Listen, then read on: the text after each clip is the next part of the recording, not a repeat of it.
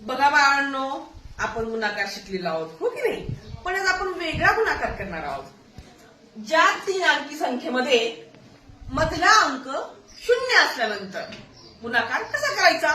वरती पण 0 आणि खाली पण 0 असं असल्यावर गुणाकार कसा करायचा? हा गुणाकार आपण आज शिकणार आहोत.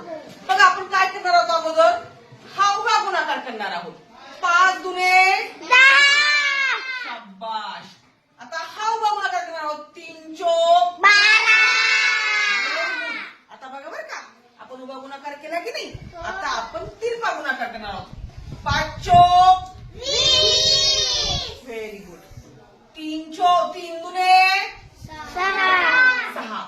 आता आपण तिरकस गुणाकाराची बेरीज करणार आहोत. 6 अधिक 20 किती रे बाळांनो? 26. आला का गुणाकार? आपल्याला गणित विषय आवडावा हाच उद्देश, म्हणून आपण हा एक गुणाकार शिकलेलो आहोत. समजलं तुम्हाला बाळांनो?